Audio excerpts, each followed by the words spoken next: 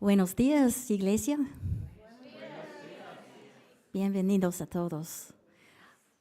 Welcome everyone to the Unitarian Universalist Church of Las Cruces. My name is Kathy Cox, and I'm your service associate for today. My pronouns are she, her, and ella.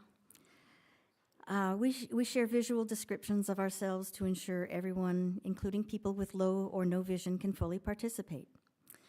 So visually, I'm a white woman of medium height and build. I am wearing a blue top with lacy crochet stuff on it, black pants, and black boots. A warm welcome to all our guests. Whether this is your first visit or your 100th, you are a part of this beloved community. Whoever you are, whomever you love, wherever you're from, whatever your life circumstances, gender identity, sexual orientation, disability, documentation status, or spiritual path, you fit in here. Your story matters, and your presence is a gift. If you are new here, welcome. Please raise your hand and keep it raised until our greeters reach you because they would like to give you a present. Please also fill out the visitor card located in the seat back in front of you, and you'll receive invitations to participate in our programs if you give us your email. You're invited to join us after service for coffee hour, which is provided today by the membership committee. We would love to get to know you and allow you time to get to know us. If you have additional questions, join us in the lobby out here by the metal art sculpture right after the service. As we enter into this time of worship, lean into the joy, music, and movement of this multi-generational space. Now, let us greet our neighbors in warmth and welcome for 45 seconds.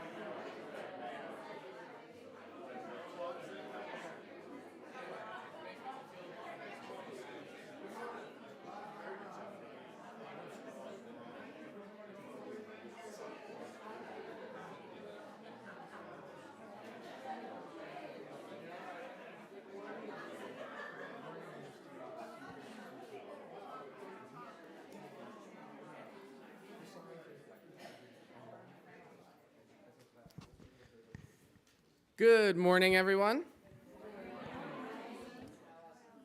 My name is Allison Claire Neal-Wallace. My pronouns are she, her. Visually, I am a relatively tall, slightly pink transgender woman wearing a pink blouse, some flowy black pants, and a black shawl this morning. This month, our theme is paying attention. So I wanted to offer a very brief history lesson about UU theology and the Protestant Reformation. I promise this is not going to be a rehash of 10th grade world history. It's 2 paragraphs, okay, y'all? Unitarians were part of a movement during the Reformation called non-Trinitarianism, which also consisted of the Adventist, Methodist, Lutheran, and some Quaker churches.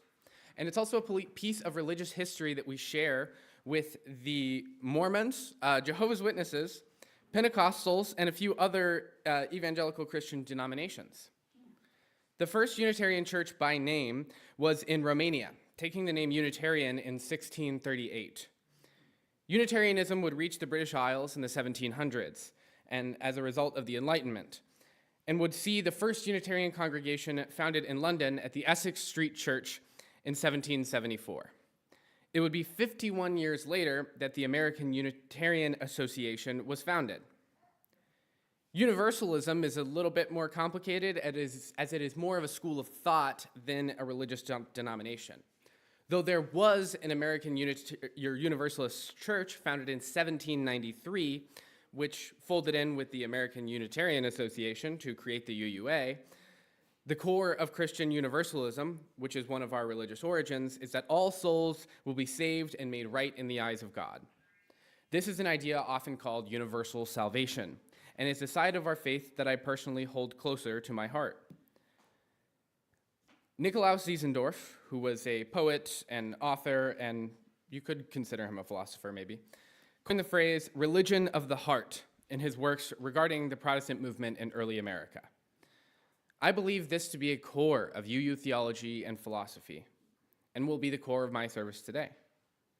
So take with you, as we go forward into this service, that we, as UUs, are not bound by faith, creeds, or dogmas, but bound by the heart, by justice, and by love.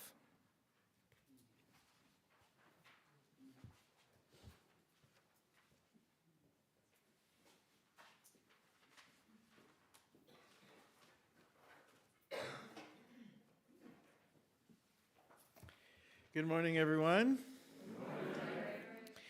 I am Eric Ramirez. I am the director of music of the church. My pronouns are he, him, or él. You can call me Eric. You can call me my childhood nickname, if you know it. I'll take guesses after service. I am a brown Puerto Rican gay man with graying black hair, shaved short on the sides. I wear reading glasses so I can see the music that is in front of me. Today I am wearing a gray sweater, rolled up, the sleeves rolled up, with black pants and black shoes. Today I smell of maple, not pancakes, but maple today. I've heard a comment several times during my career, and I'm going to share a poem with you. Do you remember a poem from when you were little? Roses are red. Yes? Okay, so roses are red. So are you.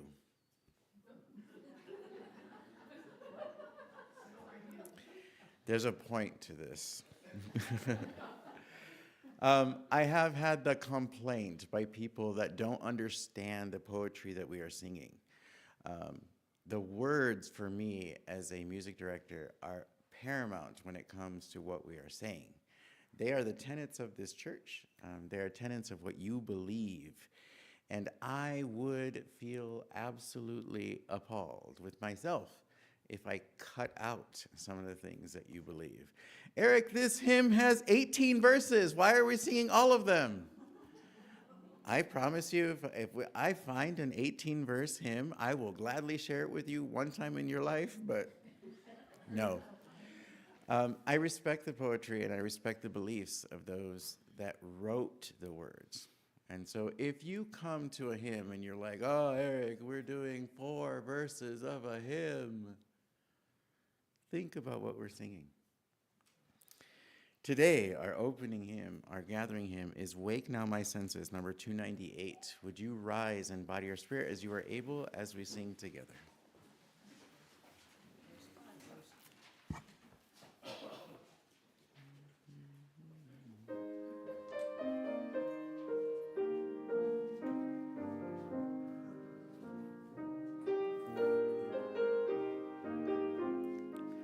Let's sing together. Wake now my senses and hear the earth call. Feel the deep power of being in all. Keep with the whole creation your vow. Giving, receiving as love shows us how. Wake now my reason, reach out to the new. Join with each pilgrim who quests for the true. Honor the beauty and wisdom of time. Suffer the limit and praise the sublime. Wake now, compassion, give heed to the cry. Voices of suffering fill the wide sky. Take as your neighbor both stranger and friend, praying and striving their hardship to end. Wake now, my conscience, with justice thy guide. Join with all people whose rights are denied. Take not for granted a privileged place. Gospel embrace the whole human race. Wake now, my vision of mystery clear. Heighten the pathway with radiance here. Ring of my calling with all who will share. Work toward a planet transformed by our care.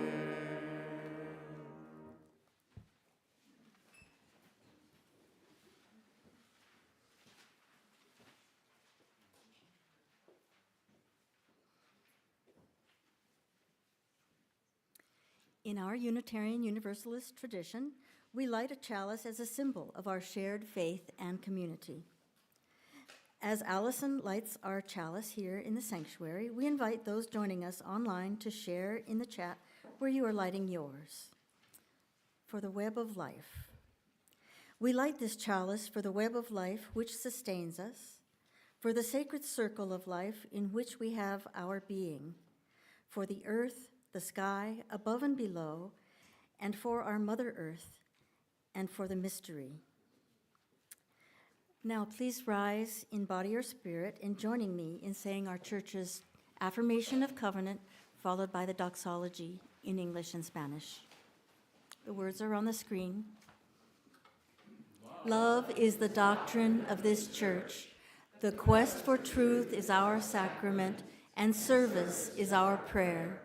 To dwell together in peace, to seek knowledge in freedom, to serve others in community, to the end that all souls shall grow into harmony with creation. Thus do we covenant with one another.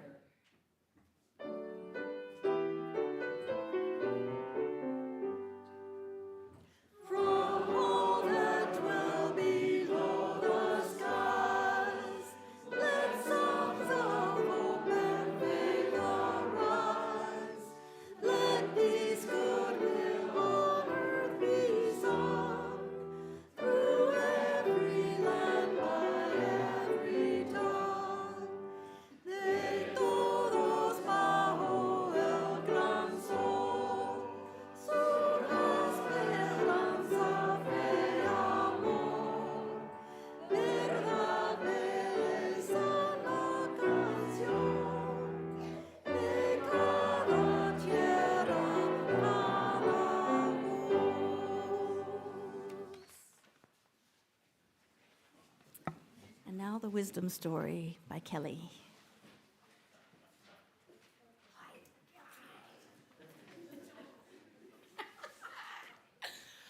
Good morning, church. Good morning, Kelly. Yes. I am Kelly Ingram, and I am your Director of Religious Education. My pronouns are she and her. I am a 5'3", brown-skinned, mixed-raced woman. Today I have on they're like a brownish, tannish, and black patterned glasses. Should I try the door? No, we're good. Okay. Okay. I have on a black shirt. What? Yeah, I know. Tan pants. Black shoes, My hair is down today. Oh, and again, I'm wearing pearls for Women's History Month. So, this morning I am reading a UU story that has been adapted many, many, many times, titled The Path to God. Once upon a time, 3 travelers from 3 different lands met near a mountain. The travelers had been told that if they climbed the mountain, they would find God at top. There were many paths up the mountain, and each traveler was told which path would take them to God. The travelers met each other at the bottom of the mountain and told of their search. The first traveler said, "I am trying to find God, and I have been told that of all these paths, the one to the right is the path to take. It will lead me to a flowery meadow, and if I follow it, I will find God, the great mother of all." The second traveler said, "That's interesting. I have been told the path to take is the one along the steep cliffside. It will lead me to a flowery meadow, and if I follow it, the steep cliffside. It is a narrow and rocky path, and if I follow it, I will find God, the great Father in heaven." And the third traveler said, "Strange. We've all been told to follow different paths. I've been told that the correct path to take is the one down by the wide river. You go down the valley, and it gets slippery. Yet if I follow it to the top, I will find God, the great Spirit in all things." The travelers were surprised to hear about the others' paths, mostly because they were sure that the path they had been told to follow was the correct one. They even tried to convince the others to follow their chosen paths. "I'm sure mine is the right one," said the first traveler. "Change your minds." "Come my way," answered the second. "Why, don't you think it would be best if you came this way?" argued the third. But none would change their minds. Each was sure that their way was the right way. So bidding each other goodbye, they began their journeys to the top. As they started out, each was singing a song of praise to God. They could hear each other's songs in the distance, and they all thought that the other's songs sounded strange. Soon they were traveling alone and could no longer hear any of the other's songs. The paths took time. Sometimes the paths were easy. Most time the paths were hard. Finally, as each traveler neared the top of the mountain, they began to hear the other's songs again. Only now they realized that these songs were beautiful. The 3 came to the top within minutes of each other. They stopped and eagerly looked around. "Oh, great mother of all, I have found you," said the first. "Oh, great Father in heaven, I have found you," said the second. "Oh, great Spirit in all things, I have found you," said the third. But all of them were seeing and calling out to the same God. Then they realized they had all been searching for the same thing, though each had called it by a different name, and each had taken a different path. And at this, they reached out for each other's hands and formed a circle right there on top of the mountain and began to sing again. And now, as each of them sang their songs, there seemed to only be one song, a joyous song of love for God, Mother of all, Father in heaven, and Great Spirit in all things. Thank you.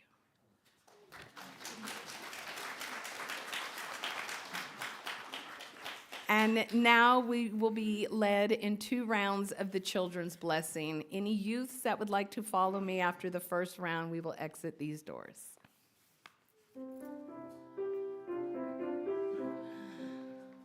May your mind be open to new learning. May your lips bring truth into the world. May your heart know love and your hands do the work of justice as you go your way. May your mind be open to new learning. May your lips bring truth into the world. May your heart know love and your hands do the work of justice as you go your way in me.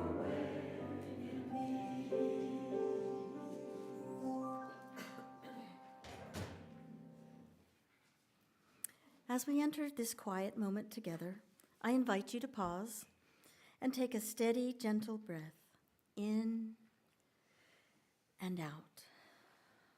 Let your breath anchor you here and now in this circle of care. This is a time to honor the fullness of life, the joys that lift our hearts, the sorrows that weigh heavily, and the questions we carry inside quietly.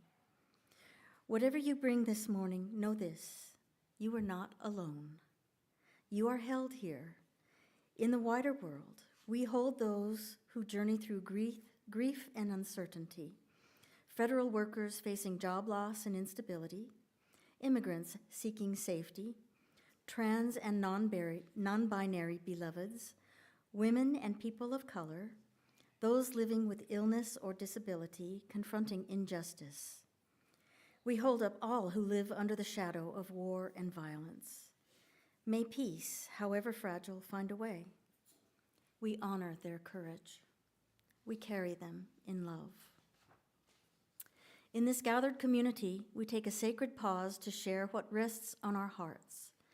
This time is set apart for lifting up our joys, honoring our sorrows, and marking the milestones of our lives. It is not a space for announcements or political messages, but for the truths that move within us. You may take a stone in silence, and as you release it into the water, let it carry the joy, sorrow, or milestone you hold today.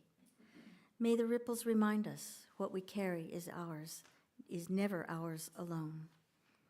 You are welcome to come forward now.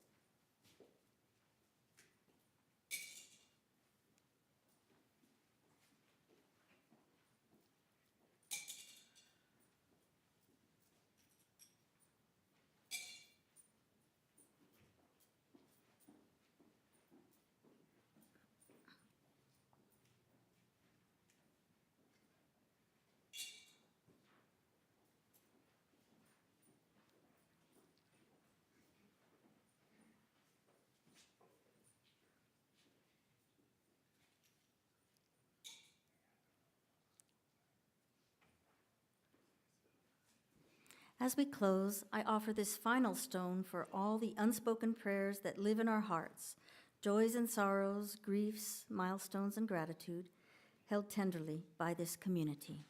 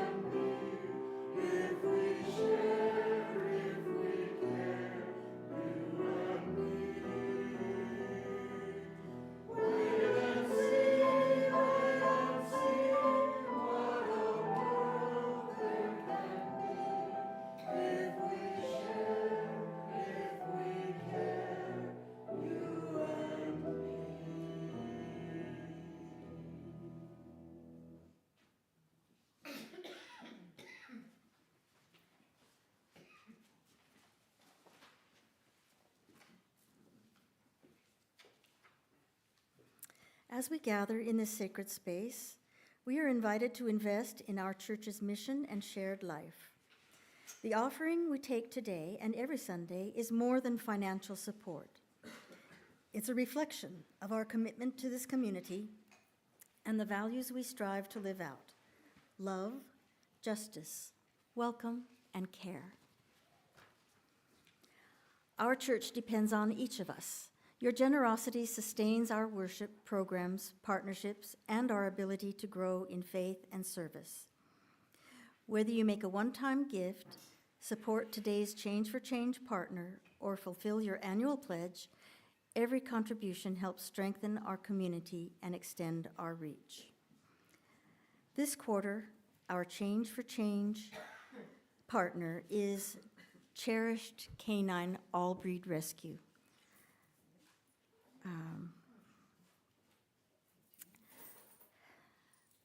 Through our partnership, we carry our values beyond these walls. You can give online, by mail, or by placing your gift in the plate. Every gift matters, and every gift makes a difference.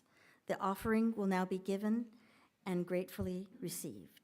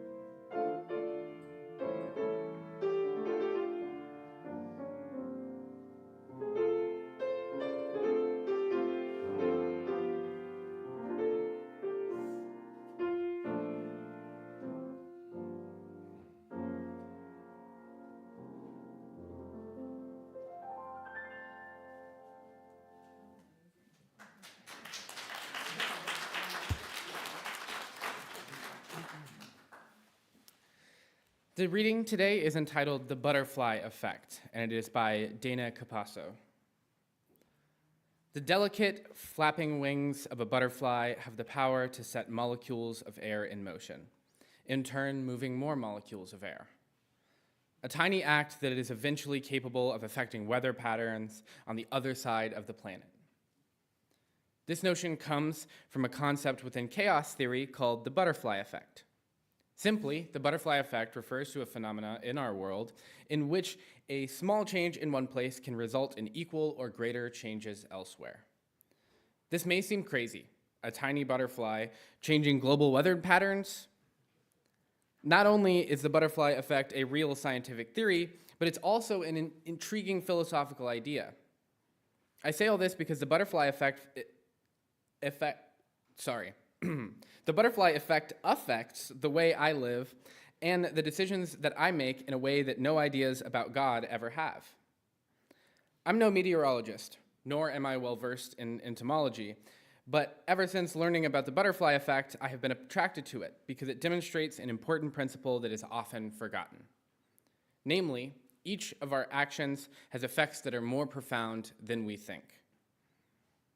Interconnection is a major theme found in nearly all of the world's religions and philosophical traditions. The interconnectedness of our universe is also one of the most significant revelations of physics. All components of matter are interconnected, interrelated, and interdependent. As Unitarian Universalists, we affirm and promote our responsibility to remain aware of interconnection through our seventh principle, respect for the interdependent web of all existence. Attention to interconnectivity reminds me, despite the many socio-political forces that work to divide us from one another, that I am never alone in this world. It reminds me that each decision or action I make has reactions, and that those reactions reverberate as waves moving back and forth across our globe. This compels me to live my life aware of the consequences of my daily actions. From the purchase I make to personal interactions with others. I certainly do not always succeed, but I try. My awareness of interconnectivity and efforts to work against the illusion of division remain my most significant spiritual practice. This spiritual practice also gives me the ability to stand in awe of interconnection, in awe of the butterfly effect, and the power that comes with it. On rare occasions, I am reminded to stop and appreciate the divinity of interconnectivity revealed before my very eyes. This to me is awe-inspiring. This to me is divine.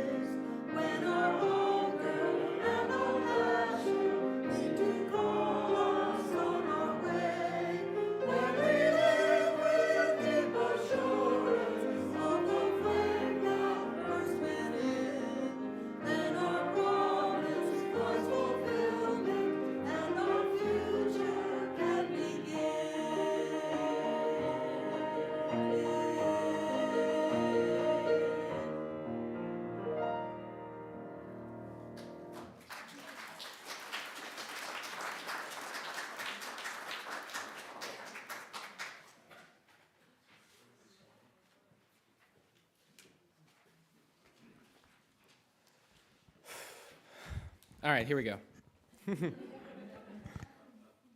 I stood at this pulpit just over a year ago with a message that love will save us all. This is my core value in life, in my career, and it is driven by my faith. Unitarian Universalism is extremely important to me, both personally and professionally. I'm a rather rare second-generation UU. My mother was raised UU, and so was I. Going to church was never forced on me. My dad, for example, doesn't come to church with us, so staying at home with dad was always an option in my house. I did go through my rebellious teenage phase where I decided that church was lame and RE was just more school, but after the pandemic and realizing I was a woman, I needed community desperately, and I came back to my church family in 2022. At that point in time, I had no job, no diploma, and no clear future. It was in this sanctuary, when I was sitting up in that AV booth, filling in for Mike at a memorial service, that everything clicked.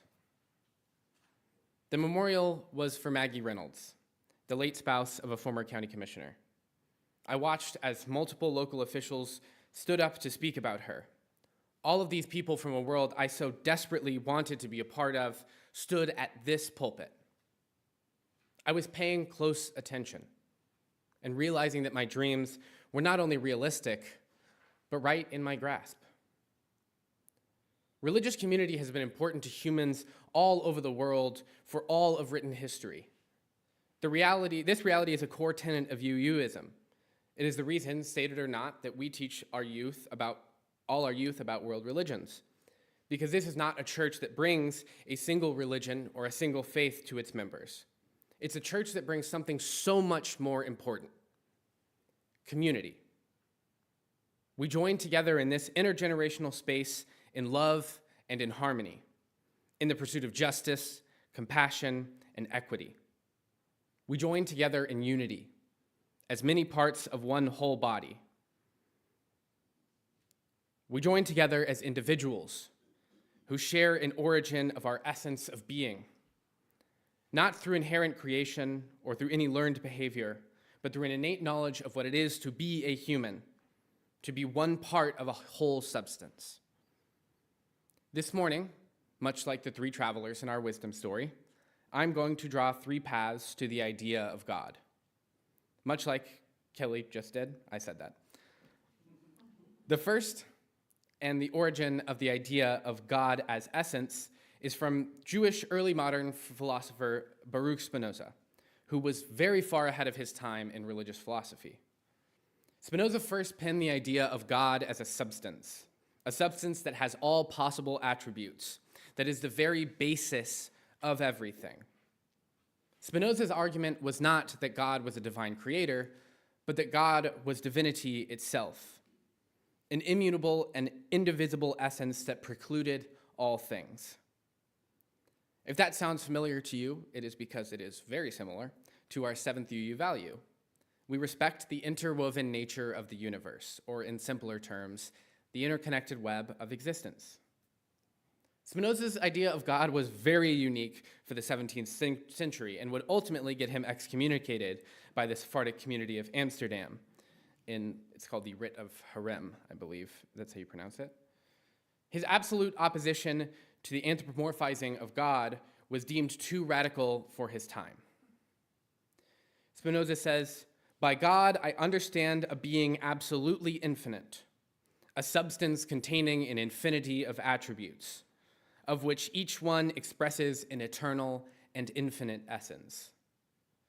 In his view, God was a creator only of God, and the rest of existence was simply a set of attributes on which their own were perceivable as individual substances, but were in actuality extensions of the indivisible, infinite, and necessary nature of God. This idea of God as life, as existence, is a great lens to view our modern UU theology.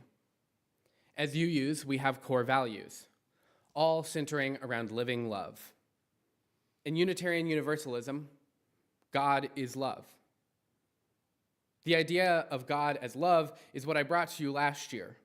Together, we looked through different world religions and their own worship of love. Some of those religions, like Islam, worshiped love as God, with God being present in our souls through the feelings of love. Others, like Catholicism, worship love as an act of God. In the Catholic faith, before the distortion of the Bible as a method of controlling the people, to love thy fellow man is to walk the same path as Jesus, who they worship as God. UUs, though, we are not connected through a mutual worship of a deity, but rather through a mutual worship of love. Love is not a deity, but love is God, and God is love. This is the core of why we come together on a Sunday morning like this one, because together we are a religious community united in mutual love of one another and of all things, of the interconnected web. Spinoza, at the end of his work titled On God, comes to the conclusion that God is the only substance. Since God has all possible attributes and that no two substances can have the same attributes, that God is logically, mathematically, the only substance. He provides an idea of God not as the man upstairs, but as the fabric of being, of reality, and of existence. And therefore, all things are connected, as all things are, in some aspect, God. All things have necessarily flowed, or always followed, by the same necessity and in the same way as from the nature of a triangle it follows, from eternity and to eternity, that its three angles are equal to two right angles. Yeah, philosophy gets weird. An alternative is the path brought forward by process theology, the second path we will draw from today. Where Spinoza believed the necessary, immutable, and impassible nature of God meant that creation was a simple mathematical conclusion due to the infinite divine nature of God, process theology offers a different yet similar idea of divinity. Pioneered in theology by Charles Hartshorne and John Cobb, process theology is an equally academic view of the divine. Hartshorne believes God to be somewhat temporal, or at least affected by temporal processes, where Spinoza believed God to be immutable and impassible due to there being no possible external force on God. Hartshorne and Cobb believed that God was immutable and impassible due to the unchanging nature and unchanging good of God. Okay, we're gonna step back. It's important to note, before we continue, that I have already said the word God 35 times in this homily. Some of you may be uncomfortable with that, as UUs tend to shy away from the word, opting instead to say the divine, the great spirit, the all-mother, all-father, or something else of that nature. I believe that this discomfort is important, and I want us to take a moment to pause and sit with it. So we're going to take a moment to sit with our feelings and examine why we may be uncomfortable with the idea of a God. I want you to use this time to come up with a one-word answer to the question, what is divinity to you?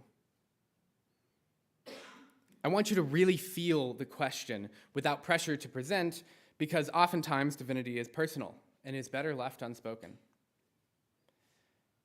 Now, while Laura plays us a nice meditative tune, begin thinking about your answer, about what divinity is to you.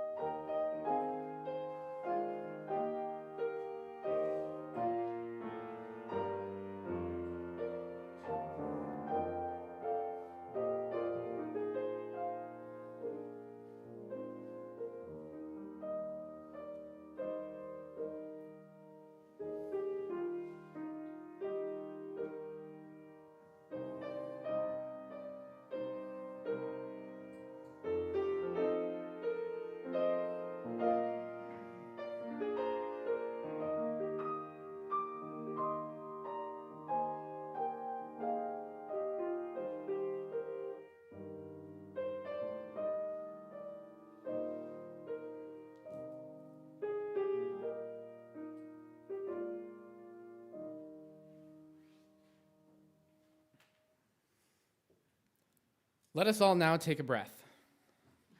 Breathe in and feel the essence of those surrounding you clinging to the air as it enters your lungs. Breathe out and share your essence with the others surrounding you. This is connection. The philosophers I have talked about so far are academics, and so they all share the burden of proof.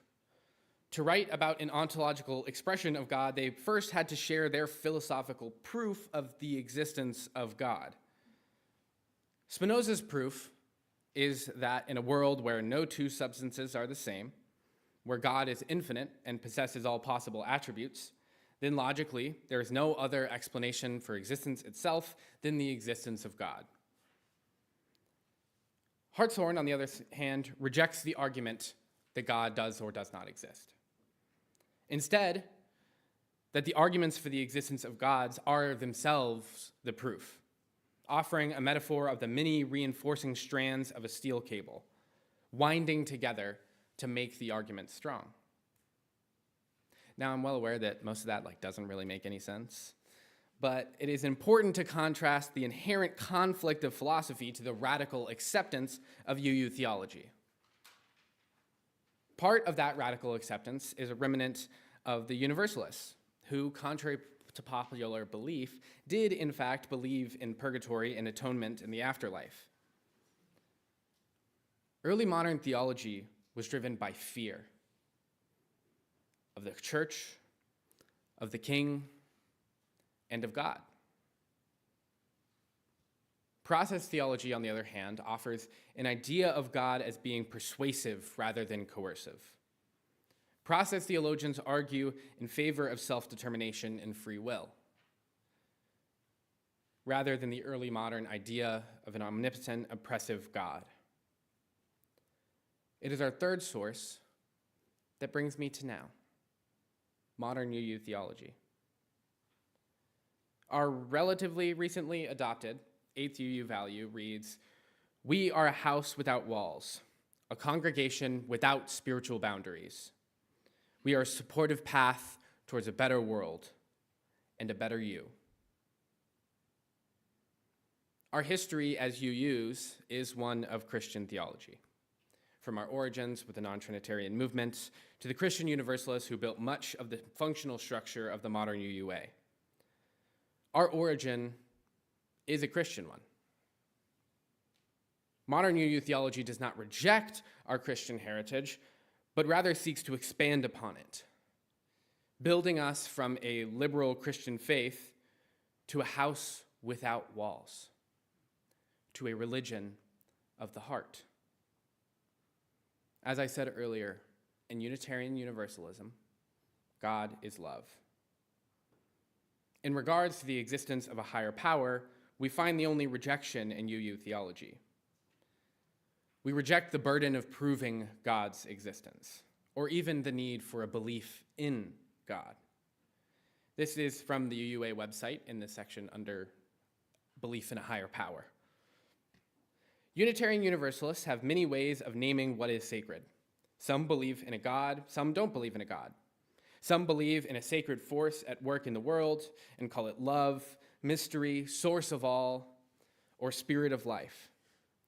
We are thousands of individuals of all ages, each influenced by our own cultures and life experiences to understand the ground of our being in our own way. Unitarian Universalists are agnostic, theist, atheist, and everything in between. I personally choose to call the sacred force I believe in God, or sometimes drawing from Native American religious traditions, simply the Creator. While I choose to use the word God, I do not come here on a Sunday to worship God. I come here in worship of all things, of all deities, humans, animals. I come here to worship infinity, to worship love. I ask now that if if your answer to the question I posed, what is divinity to you, was love, that you raise your hand.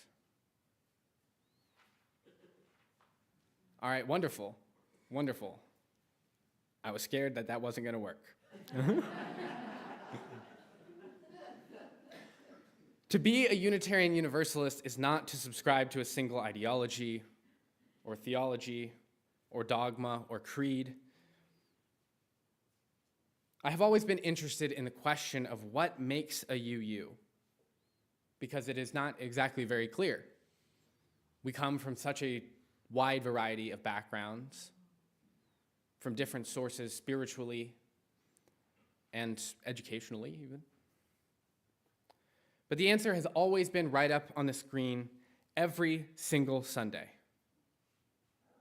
It's right in the core of our 8 UU values. What makes a UU? Love.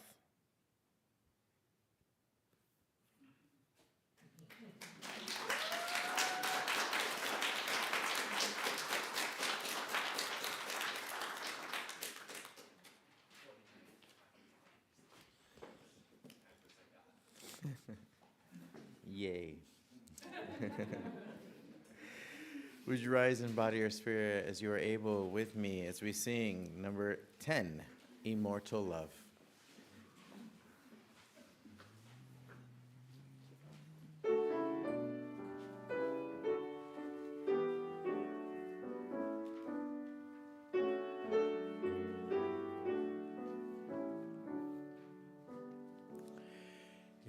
Immortal love forever full, forever flowing free, forever shared, forever whole, a never-ending sea.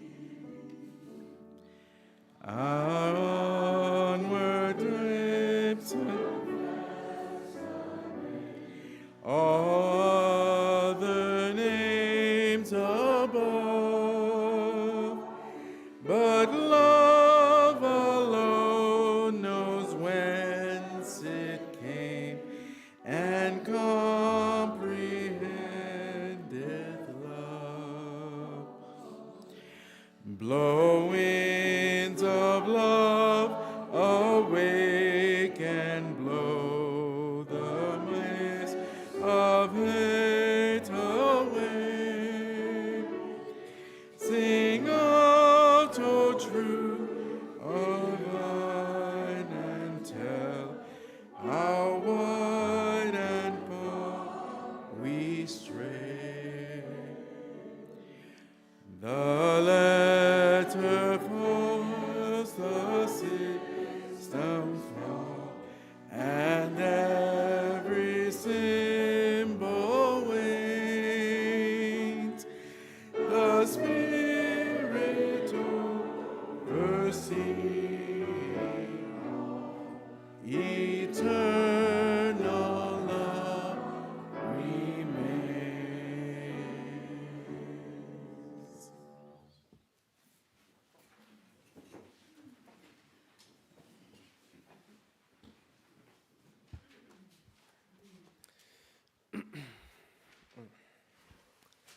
It is love that joins us, bonds us, unites us.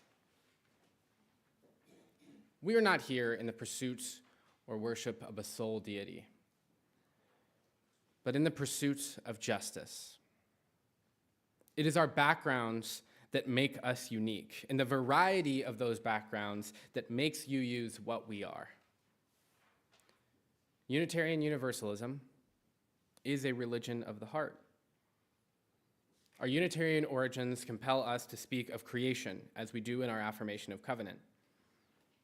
Our Universalist origins, though, speak of universal salvation, of all souls being saved in the eyes of God. When we combine together into Unitarian Universalists, it is commitment that joins us, justice that drives us, and love that saves us. You don't need me to tell you this, of course. It is not my position as a staff member that gives me this authority, nor is it the pulpit that I stand behind. The pulpit is a constant reminder of power, social or otherwise, but it will never be the source of it. What little authority I do have comes from me being human. It's an authority that all of us have, because it is not authority at all. It is love. So go now. Live out our values. Help someone you just met today, or maybe tomorrow. Do not help them because I told you to. Help them because you are a human being just like them.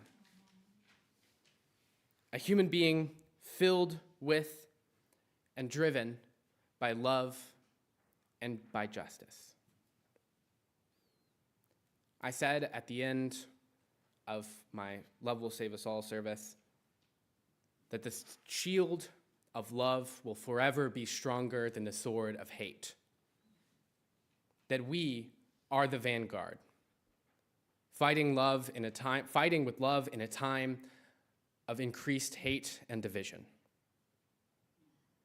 So remember, as always, that love will save us all. Thank you. Oh yeah, I gotta say I'm gonna remember him this time, Reverend Rod. You do, oh wow, I'm really struggling. I should have wrote this down. Blessed be, go in peace. Amen, Amin. Ashe, Ashe, there we go. Aho. Anybody else have another one? Taking them from the crowd this time. Suggestions. May it be so. Go in peace. Thank you.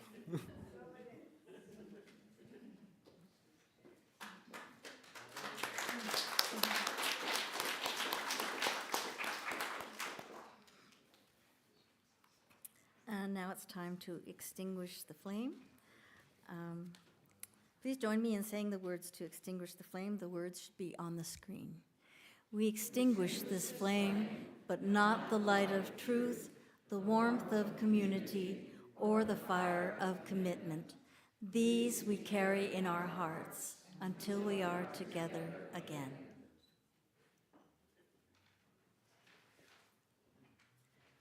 Please stay seated through the postlude. You are welcome to stay for the invitations to engagement or join us in the fellowship hall for refreshments.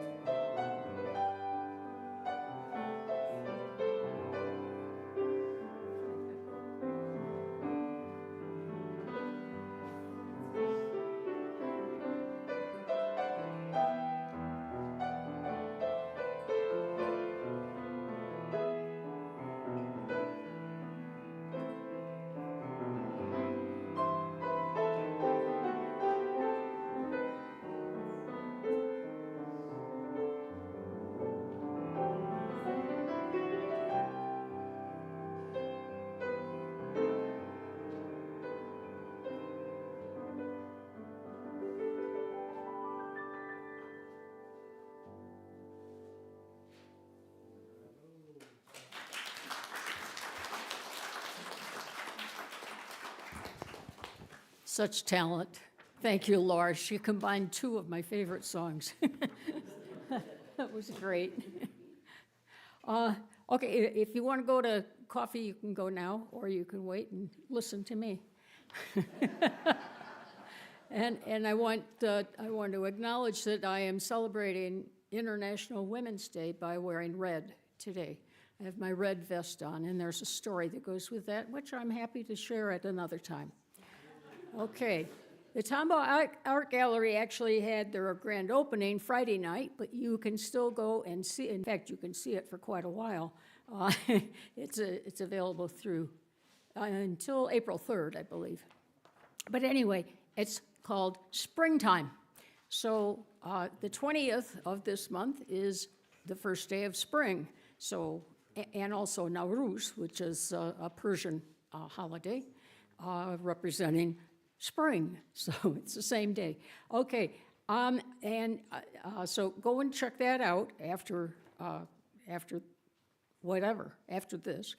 And Monday night, tomorrow night, is our roundtable.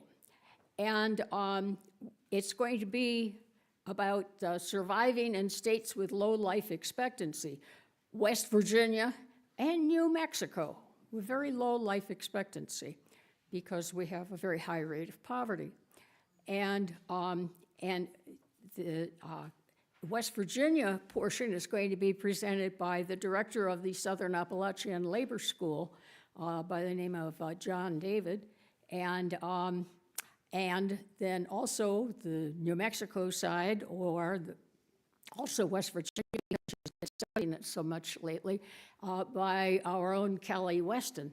So I hope you will be here. West Virginia is the home state for Peggy Devlin, and she will be here, and she'd love to have you come and hear about it too. And then I'm throwing in a couple of things. Sorry, Mike, but the choir, as you can see, is getting pretty small. We need some more voices. We need some more people who can come Tuesday nights to rehearse with us and commit to being here on the early side Sundays for a final rehearsal. And please come, 6:45 right here, Tuesday nights. And another one, game night. Game night is this Friday. So come and play a bunch of table games with us. And if you think to bring some snacks, then we'll have snacks. But be sure to bring your own beverage, okay? And next Sunday, bring a friend Sunday. This is important, and I have a friend I'm particularly inviting. We have found that, we advertise in the papers, and we did, we've got all this social media stuff, but when people find us, it's often because a friend told them about us. And so this is the opportunity to share this wonderful church, this wonderful congregation, this wonderful religion with our friends who maybe don't know that they're Unitarian Universalists. Or maybe they're not, but let them come and see for themselves. So invite them, okay? And then after next Sunday's service, we're going to have an enchilada meal served in the lobby so that you don't get away, because we want you to be here for the selection of our next Change for Change partners. We have 5 nominations and only 4 can be selected. So we need you here or online to help us determine which 4 we're going to have for this next year. Okay? And the meal is from Enrique's Mexican restaurant, my favorite Mexican restaurant. It's family-owned. They are very welcome and action-oriented, and they're wonderful people who will welcome you, no matter who or what or whatever you are. You're welcome at Enrique's.